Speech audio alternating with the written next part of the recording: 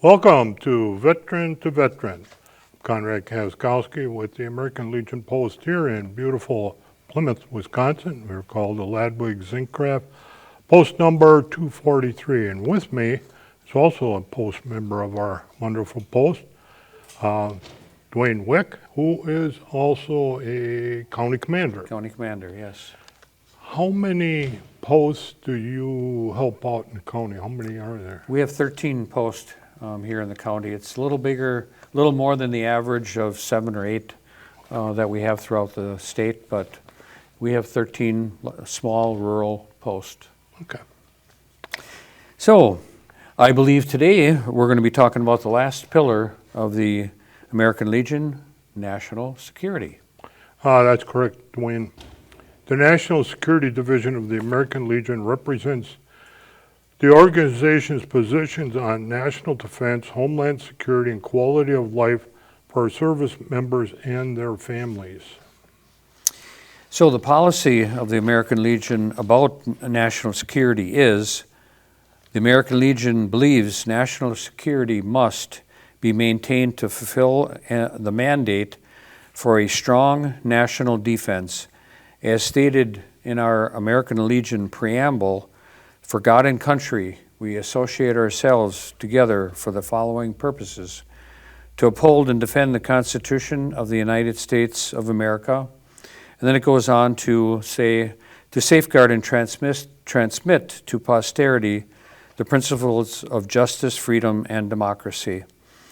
The Legion is an organization of veterans who fought for freedoms, which they are dedicated to keeping and preserving. As one of the 4 pillars it was founded on, the Legion believes national security is upheld by keeping a well-funded Department of Defense, a good quality of life for troops, and a sensible transition between service and separation. Now, the American Legion's national security position is multifaceted. Key aspects include ensuring a well-funded, well-equipped, and well-trained military, focus awareness and surveillance on rogue nations, terrorist groups, and global threats to U.S. security around the world, supporting the Department of Homeland Security, often called DHS, and urging its steadfast protection of U.S. borders, ports, and other entry points, enabling a decent quality of life for troops and their families, active duty and reserve components alike. That includes reasonable compensation, benefits, health care, child care, and family support programs, providing an efficient and compassionate healing and transition program for wounded, ill, or injured warriors. Also within the Legion's national security pillar is the Foreign Relations Commission that works closely with the Department of State to seek peaceful solutions to conflicts around the world and to advance the goals of U.S. foreign policy. The American Legion, one of its concerns under national is military quality of life. Disabled military retirees have earned and deserve full concurrent receipt of their Department of Defense retirement pay and their VA disability compensation. Now, this comes from separate budgets for separate purposes. Today, too many disabled military retirees are forced to choose one or the other in what now has become known as the Disabled Veterans Tax. Another concern, Homeland Security. DHS was created in the aftermath of the 9/11 attacks. Since the inception of DHS, the Legion has supported the department's intent, purpose, and arrangement to harmonize with multiple agencies, offices, businesses, community groups, and others with readiness responsibilities and quick response capabilities. Since 9/11, devastating hurricanes, America has become acutely aware of the danger posed by terrorist attacks and catastrophic disasters on U.S. soil. The American Legion works closely with the department at all levels to improve disaster readiness in local communities and at the national level to ensure that well-funded and efficient DHS is prepared for any catastrophic event. American Legion and concerns outside the United States, in other words, foreign relations. As a leader of the free world, the United States has great and multiple responsibilities. American Legion encourages increased federal funding for foreign relations and international affairs, and for the Department of State's continuing efforts to seek peaceful and diplomatic solutions to world conflicts. More funding should also be given to the Department of State's Civilian Response Corps initiative for deployment before, during, and after armed conflicts. The Legion strongly supports the State Department and the functions it performs for American citizens overseas.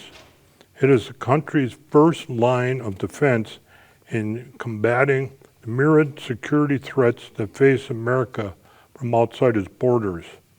The Legion also encourages the President, Congress, and the Department of State to significantly increase the number of foreign service officers in its ranks and to implement a veterans preference policy to enhance America's diplomatic mission. The American Legion's stance about prisoners of war and missing in action. The full accounting of American POW MIAs. A sacred value of the American Legion is the full accounting and repatriation of fallen U.S. service members. The Legion supports joint POW MIA accounting command activities to locate and repatriate all recovered remains of U.S. military personnel who have died or are missing in foreign battle zones.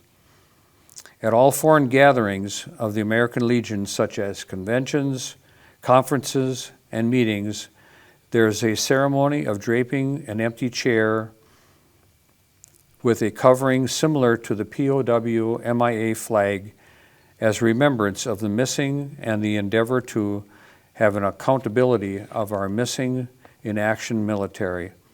Our post has a POW MIA chairman that informs the membership of the current status of identifying the remains of missing military personnel. The American Legion in national disasters.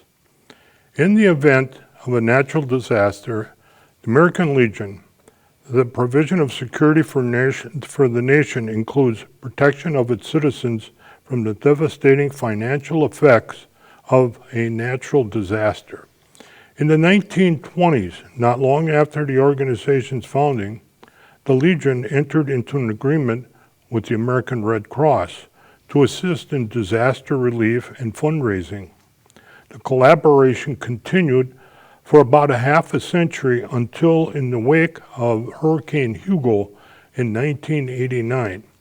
The Legion then created an autonomous disaster relief entity, the National Emergency Fund, NEF. The NEF assists stricken American Legion family members with immediate monetary assistance. Since its inception, the NEF has provided over $7.5 million in direct financial aid to members and to posts. So now I'd like to cover a very important program, Heroes to Hometowns. An example of the prominent American Legion national security program is Heroes to Hometowns. Nationally and locally, the Legion works closely with the Department of Defense, DoD, to connect returning service-disabled veterans with local resources to help them and their families. With 14,000 posts worldwide, the Legion assists veterans and families of wounded military personnel as they transition back to civilian and community life using the VA healthcare system, TRICARE or TRICARE for Life. Dwayne, we covered the major concerns of the American Legion in dealing with national security. We brought to you in the past shows the 4 pillars of the American Legion: veteran affairs and rehabilitation, Americanism, children and youth, and now we just concluded with national security. I can only hope we've shown you the importance of a veteran to belong to a veteran service organization, no matter the name. So I want to thank you for watching. I want you to stay safe and healthy, and please stay active.